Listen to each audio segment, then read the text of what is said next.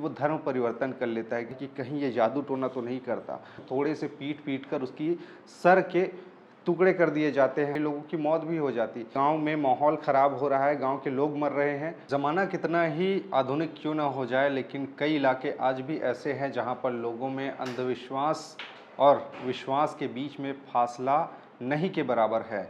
आज भी पुराने ख़यालों पर लोग जी रहे हैं। जहाँ शिक्षा की कमी है, उनके पास न तो समझ है कि क्या सही है क्या गलत, और इसी के चलते कई बार बड़े बड़े कांड होते हैं। एक ऐसी सच्ची कहानी आज मैं आपको बताता हूँ जो कि छत्तीसगढ़ के कांकेर ज़िले से सामने आया, जहाँ पर एक बुज़ुर्ग की लाश उसी के घर के पीछे बाड़ी में लारी पर मिलती है। लारी एक ऐसा झोपड़ी नुमा एक मकान जैसा होता है जिसमें रहकर कभी खेत खार में फसल की रखवाली के लिए इस ढंग का बनाया जाता है।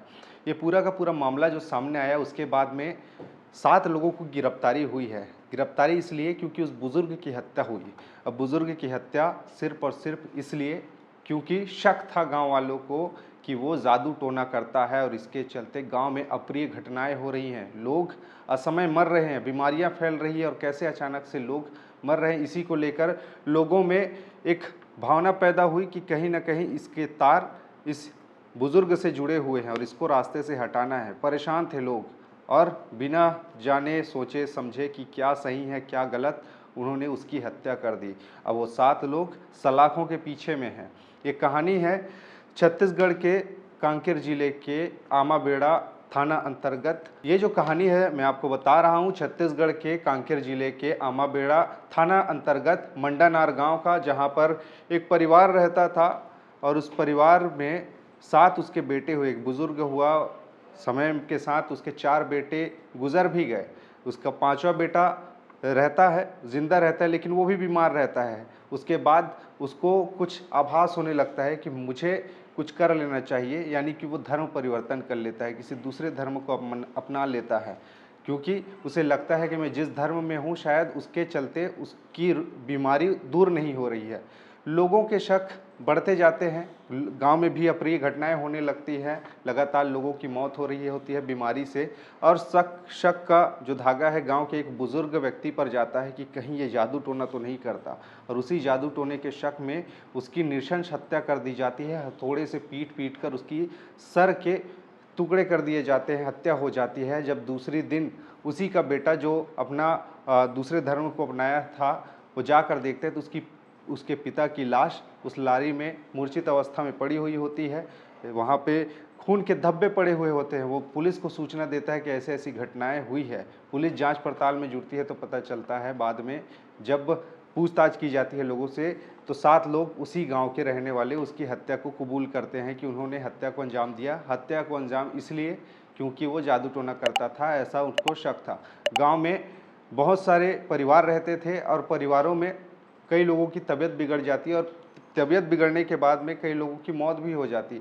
अब इस अदृश्य जो बीमारी है, इसको लेकर लोगों में ये भावना पैदा हुई कि ये हत्या कहीं न कहीं इसी के चलते हो रही, जिसके चलते उसको मारने की कोशिश हुई।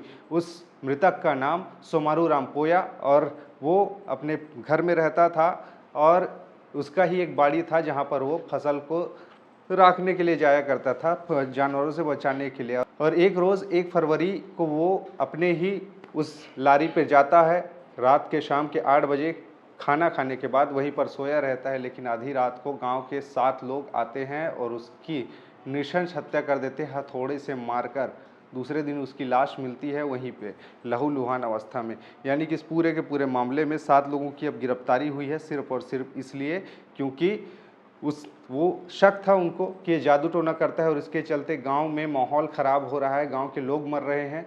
स्वयं उसी के 4 बेटे बीमारी से मरे हैं, यानी कि उसी ने ही कुछ अपने घर में कांड किया है, कुछ ना कुछ तंत्र विद्या की है, जिसके चलते उसके 4 बेटों की मौत हुई, और 5वां बेटा भी हमेशा बीमार रहता है, जो अब धर्म परिवर्तन कर लिया है, यानी कि इसी के घर में कोई ना कोई जड़ छुपा हुआ है। इसके चलते सोमारू रामपोया की हत्या कर दी जाती है। अब इस मामले में 7 लोगों की गिरफ्तारी हुई है, जिसमें गणेश मातमाल, रमेश मातमाल, अबूधराम मातमाल, सगौराम मातमाल, दुर्गुराम मातवाल, रतन सिंह मातवाल, लखमूराम कोरेटी, ये 7 लोग इस समय पुलिस की हिरासत में हैं और इनकी गिरफ्तारी हुई है।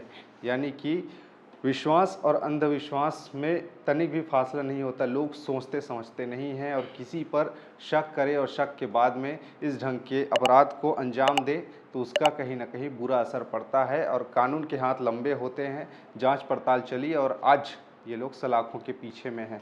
ऐसे कई घटनाएं अलग अलग एरिया से सामने आती है। खैर, इस पूरे मामले पे विचार आपके क्या है, राय आपके क्या है, बताइएगा। क्या वाकई आज के दिन में इस ढंग का जो जादू टोना होता है या नहीं होता है, ये विवेक हम आप पर छोड़ते हैं।